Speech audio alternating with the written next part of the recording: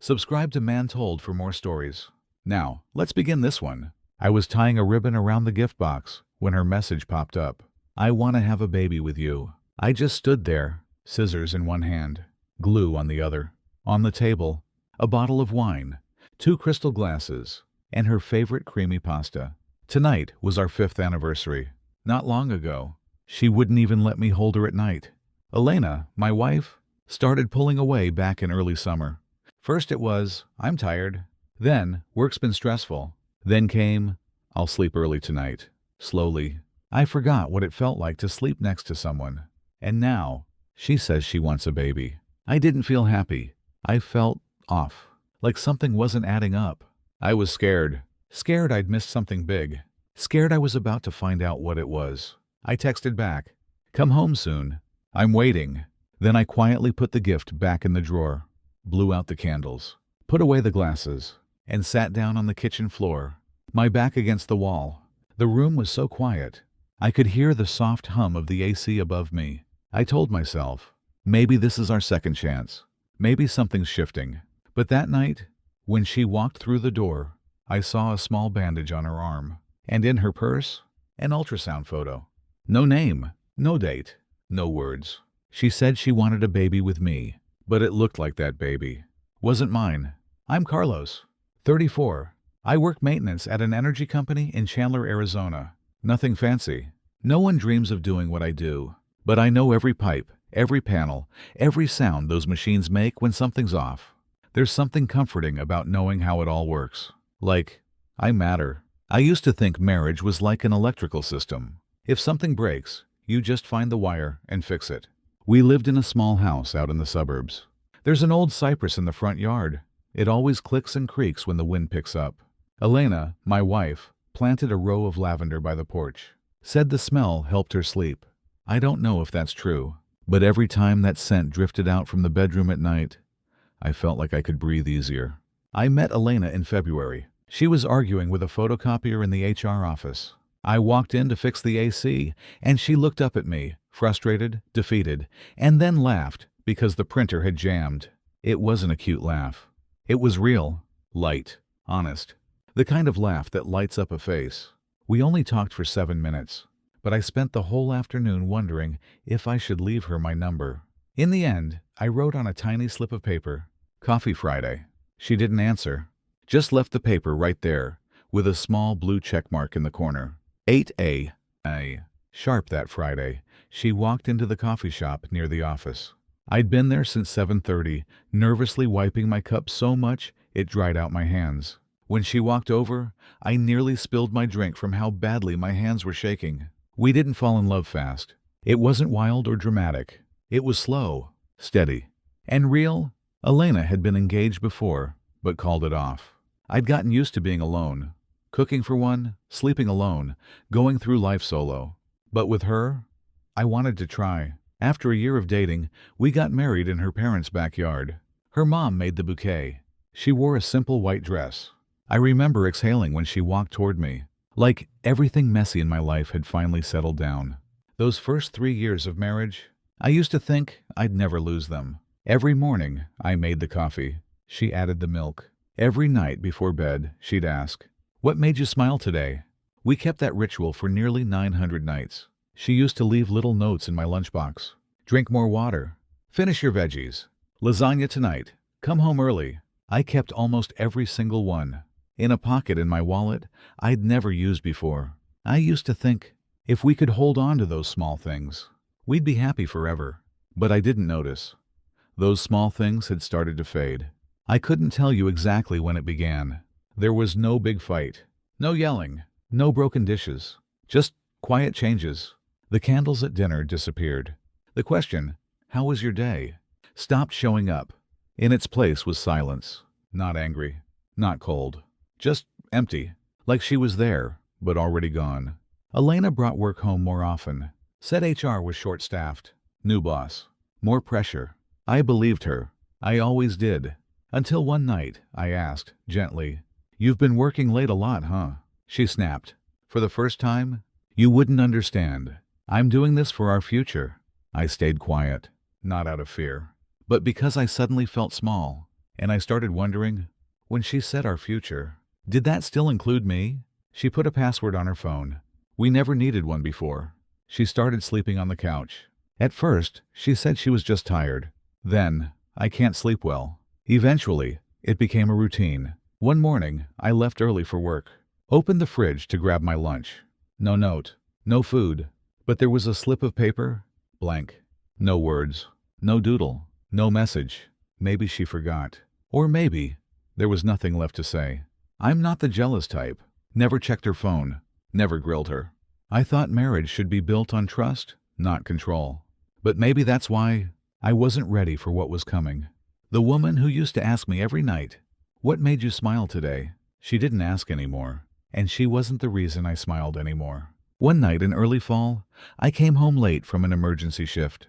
She was sitting on the couch, jacket on, small suitcase by her side. I thought she had a work trip. But Elena just looked at me and said, "I'm staying with Lynn for a while." I feel stuck. I stood at the door, heart racing, like I'd run a mile. Did I do something wrong? She shook her head. No, I just don't feel anything anymore. And then she left. The house got so quiet, I could hear the AC humming overhead. The lavender smell was gone.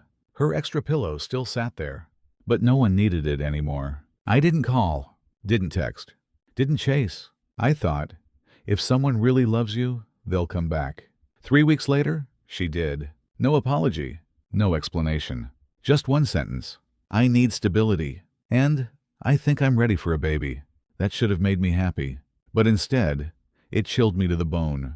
Because deep down, I knew, in the last 3 months, we hadn't touched. Not once. I thought I'd feel relieved when Elena said she wanted a baby. But instead, I felt a chill run down my spine. Not because I stopped loving her. Not because I never wanted this. But because I couldn't make sense of it. 3 weeks ago, she walked out with a small suitcase, telling me she didn't feel anything anymore. And now, she's back, saying, I think I'm ready for a baby. No in between, no explanation. Just a switch flipped. That night, I quietly made dinner, omelet and fruit. Elena came into the kitchen, stood behind me. Then suddenly she wrapped her arms around me from behind. For the first time in months, I froze. Her hands rested on my stomach, then gently squeezed, as if she was afraid I might slip away. I'm sorry if I made you feel alone, she whispered. I was just scared I wasn't ready. But now, I am. I wanted to believe her. I wanted it to be true. I turned around and held her, like I was holding a dream I thought I'd already lost. But even in that moment, a small voice in me whispered, something's not right. Elena started planning things fast. Changed her diet, bought vitamins, scheduled doctor visits, but still avoided intimacy. She said, I don't want to pressure it. If it happens, it happens. We slept in the same bed, but the space between us stayed. I started feeling like a background character in my own life. Then I began noticing little things, persistent, subtle things. She gave up coffee, started drinking almond milk instead of whole milk. And one time, I walked in on her folding laundry. She flinched, quickly shoved a pale yellow envelope into her bag. I didn't ask, just smiled and stepped out. But in my mind, a quiet knock began. One Saturday afternoon, I was organizing files in the basement. I opened an old tax folder and found a thin envelope tucked inside. No name on it, just creased at the corner. I opened it. Inside was a printout from a women's clinic. Not the one she'd ever mentioned. Date of visit, 11 days ago. Purpose, hormone check, abdominal ultrasound. Note, monitoring gestational sac, week 6. I stood frozen in the basement, the paper trembling in my hand. I set it down, not because I wanted to, but because I couldn't hold it anymore. I sat down, hands on my knees, head completely blank. I didn't know what to feel. Joy, because she was pregnant. Or pain, because I knew, without a doubt, we hadn't been intimate in over 3 months. I didn't want to believe the worst. But the numbers, they were whispering the truth. I didn't confront her right away. Not because I was weak, not because I was clinging to hope, but because I knew, if she'd hidden this for so long, words wouldn't mean anything now. I needed the truth. The kind you can see, touch, hold up in court if needed. So I watched more carefully. No questions. No changes in my behavior. Just silence. Elena acted like nothing had changed. still ate her healthy breakfasts, still rubbed her belly every time she sat down, still said she was tired every night. I reached for closeness. One time, she forgot to lock her screen. I walked past her desk and saw a glowing calendar event. 12 weeks, official announcement. I picked up my phone, ready to take a photo. Then the front door opened. She was back from grocery shopping. I quickly set the phone down. My eyes darted, looking for the lock screen button. Elena walked into the kitchen, grocery bag in hand, and looked at me for a brief second. "You're still up?" I smiled. "Was waiting for you." She nodded softly and walked straight into the bedroom. No follow-up. No questions. I exhaled, my heart pounding like I'd done something wrong. I used to think I knew Elena, the girl who cried at dog videos on YouTube, who stayed up all night because I had a slight fever. If there was one woman I'd give up everything for, it was her. But now, I didn't even know who I was living with. The next week, I took a half-day off work and went to the clinic. I brought a copy of our marriage certificate, my ID, enough to prove I was her legal husband. The nurse checked the system and said, "Yes, she's been coming regularly. Her last appointment was just yesterday. Everything looks normal."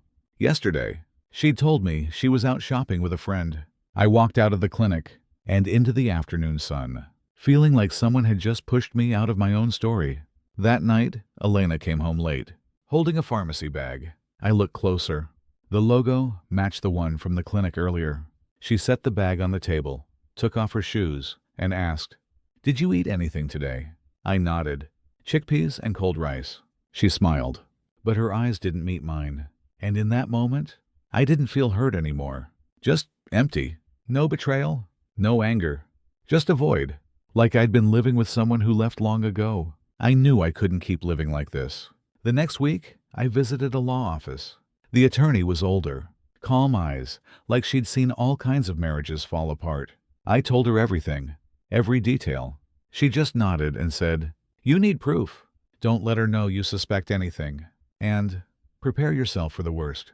I stayed silent, not because her words scared me, but because deep down, I knew I'd been preparing for this for a long time. For the first time in my life, I knew I was about to lose everything. But if there was one thing I could still hold on to, I'd hold on to my strength. I started watching Elena, not like in the movies. No banging on doors, no accusations, no checking her phone, just quiet observation. I knew if I wanted to keep even a shred of dignity, I had to let the truth reveal itself. No yelling, no drama, just truth. I hired a private investigator. His name was Matthew, mid-50s, quiet, eyes that looked like they'd seen every kind of betrayal. I gave him everything. Elena's photo, her clinic's address, work schedule, close friends. He just nodded. "I'll need 3 days. Don't change a thing during that time." Those 3 days were suffocating. I went to work, played jazz in the mornings, like nothing had changed. But in my mind, I kept rewinding the same scenes over and over. At one point, my hand hovered over my phone, ready to just ask her one question: "Is the baby even mine?" But I pulled back. If I lost control now, I'd lose my only shot at the truth. On the third night, Matthew sent 3 photos and a short message. "You should look at this alone." I closed the door to my office, sat down, and opened the folder. First photo, Elena standing outside a building, holding a paper bag with the clinic's logo. Second, she's walking out, next to a man. They weren't holding hands. No touch, no hug. But the way they looked at each other, it hit me in the chest. Last photo, the man's license plate, a silver sedan. Parked near our house on the same afternoon, Elena said, "I'm just taking a walk to clear my head." I zoomed in on his face. Nothing remarkable. Tall, neat, calm. Looked like a man with a family. Composed, unassuming. I sat in silence for almost 10 minutes. Not because I was shocked, but because it was finally too clear to ignore. The next morning, I texted Matthew. "Find out who he is. I need to know." 15 minutes later, he called.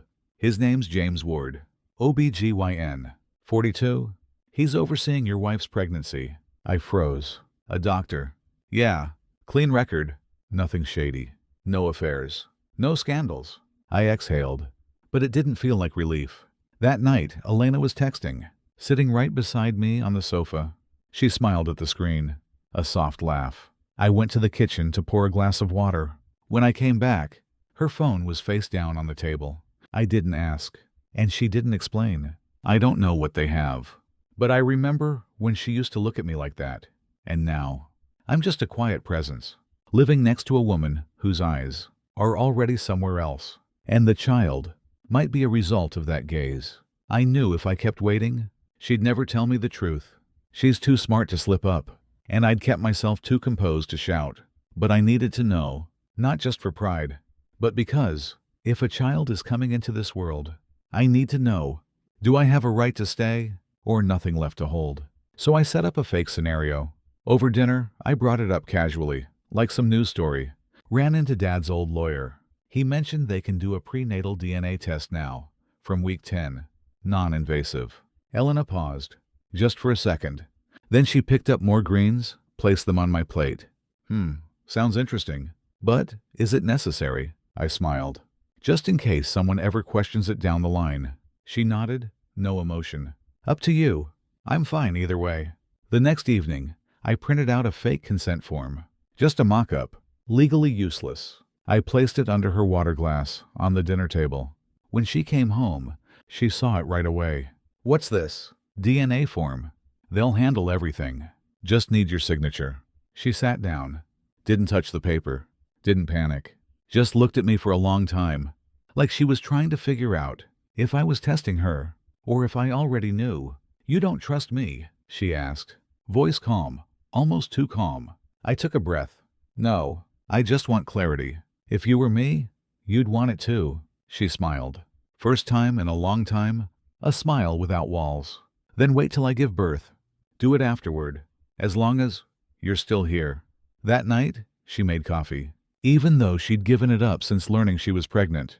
When she placed the cup in front of me, her finger brushed mine, just for a second, but long enough to feel something old, familiar. Then she pulled back. No words, no glance. I used to think, if I ever found out the truth, I'd walk away. But now, what hurts the most isn't the betrayal. It's loving someone who's quietly turned into a stranger and never knowing when it happened. The next morning, as I sat in front of my laptop, she came out, face pale. If you really need it to feel okay, I'll sign.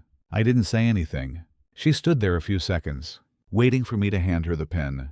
But I didn't, because I realized if someone needs a signature to prove their love, that love died a long time ago, and I still hadn't left. Not because I still loved her, but because I didn't know what would be left. If I did. 3 weeks later, my phone buzzed at 9 a.m. Caller ID, Matthew. You should meet me, he said. There's something you need to see. Alone. The old cafe was as quiet as always. Matthew sat in the far corner. He slid a thin folder across the table. Just a few pages, but it felt like a boulder pressing on my chest. I traced the silver sedan, he said. That guy, Dr. Ward, was sued 3 years ago. For what? I asked. An inappropriate relationship with a patient. Settled out of court. I froze. You mean Elena? Matthew shook his head. Not necessarily, but that's not all. He pushed forward another photo. It wasn't Elena. It wasn't Dr. Ward. It was Lucas. I went numb. Lucas? My best friend? The guy who once sat across from me at this same cafe and said, "If you ever need anything, call me." Matthew continued slowly. They've been texting for 5 months. Started professional, then turned personal. No intimate photos, but the content, enough to raise flags. I'm sorry. The man you should be watching isn't the doctor. I don't remember how I drove home, just that my heart wasn't racing. It was heavy, like a stone sitting on every beat. I remembered something Elena once said to me. Sometimes the one who understands you best isn't the one who lives with you. I laughed back then, thought she was talking about her mom. But now I knew. She meant Lucas. I pulled out my phone, scrolled through old messages. Lucas once asked me, "Is Elena eating okay lately? She looks a bit thin." That day, I hadn't said a word about her being tired. Hadn't mentioned her at all. My grip tightened on the phone. My thumb hovered over the call button. Just one swipe, and I could blow everything up. But I turned the screen off, tossed the phone onto the couch, like it was something that might burn down the whole house if I touched it again. I got home just before noon. Elena was asleep on the couch, one hand resting on her belly. Her usual habit now. I stood there a long time, then walked out to the balcony, the same place I proposed to her. On a June night, under yellow streetlights and the sound of summer cicadas. I didn't know if the truth had finished unfolding, but I knew one thing. The woman in this house was no longer the Elena I once loved. That night, I didn't say anything. Washed the dishes, made tea, like nothing had broken. But something inside me had cracked, quietly, and beyond repair. Elena sat across from me, eyes slightly swollen, like someone who'd cried without making a sound. When I set the teacup down, she asked softly, "You know, don't you?" I nodded. No rage, no yelling. "Say it," I told her. She looked at me for a while, then whispered, "There was nothing physical. Me and Lucas, we just talked. But I know. Sometimes the things that don't touch your body can go deeper into your mind." I didn't respond. She continued. I let him into my thoughts. From the moment I realized I was eating alone more than we were talking. From the nights you came home and never looked up from your laptop. I didn't deny it. I thought I loved Elena enough, but I'd never asked if she still needed that love. "And the baby?" I asked. She nodded. "It's yours. I have the results. No need for signatures." She pulled a paper from her bag, placed it on the table. I didn't open it, just looked at it, and gently slid it back. "I don't need paper. I just want to know if there's anything left between us, worth staying for."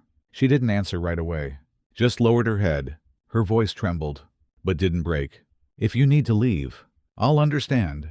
It wasn't a goodbye, wasn't a plea to stay, just acceptance. Quiet, painful, still. That night, I slept on the couch, not because I was angry, but because I didn't know if that bed still had room for me. I don't know what I'll do tomorrow, but I know this: what I lost wasn't just a wife. It was a version of us that once loved each other completely, but slowly let go, piece by piece, without realizing it. 3 days after that night, I moved my things to the living room, slept on the couch, not to run away, but because something between us had shifted, permanently, even if neither of us could name it.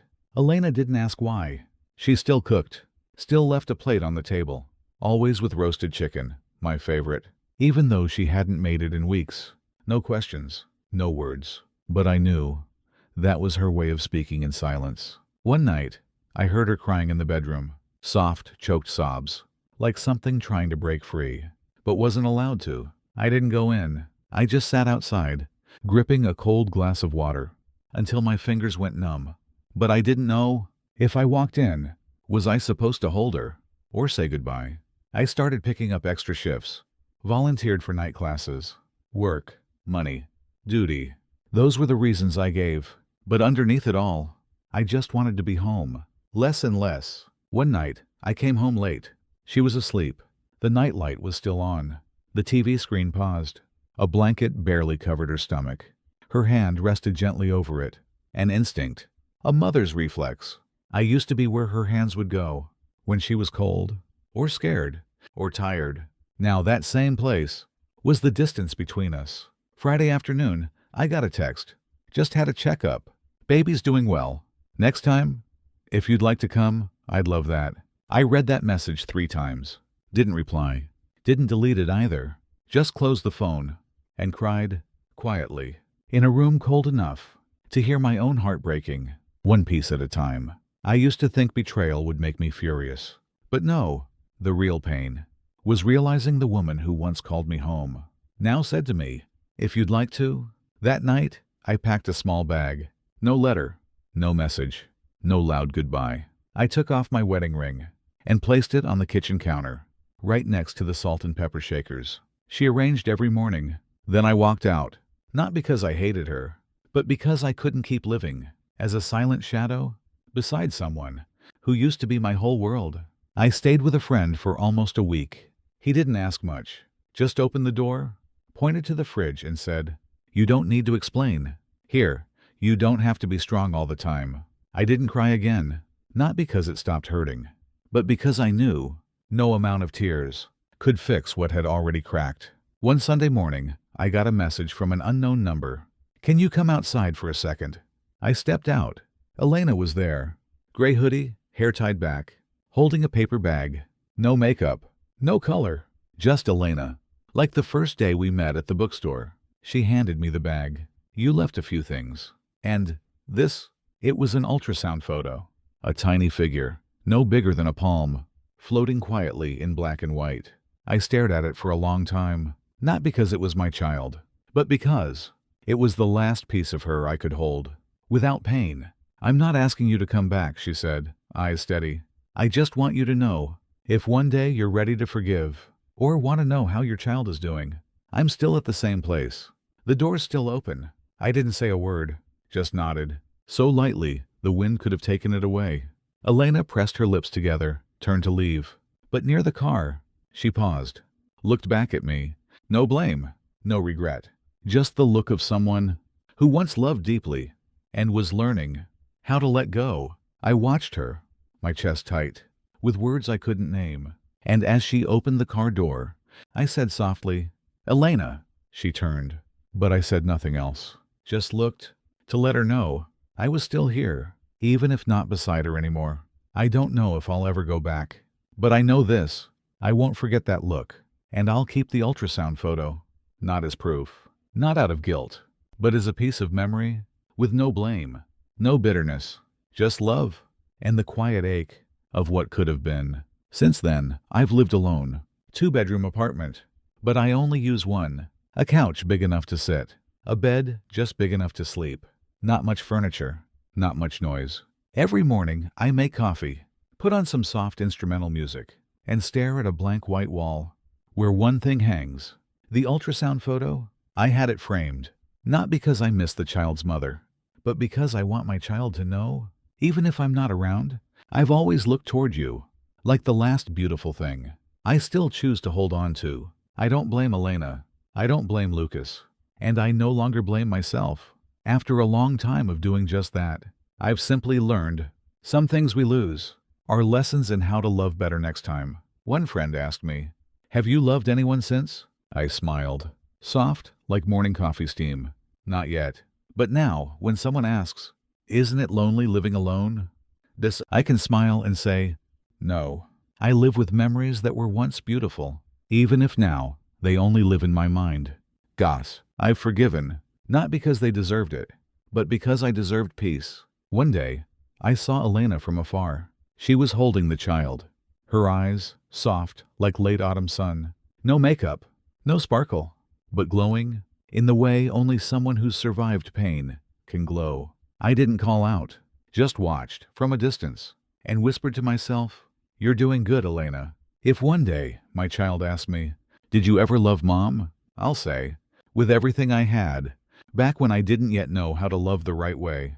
I don't know if Elena and I will ever find our way back, but I know this, not all love is meant to last forever. Some love just needs to go deep enough. And if someone out there is watching this, a man sitting alone in the silence of an old room, I just want to say, don't let your apology come after they've stopped waiting.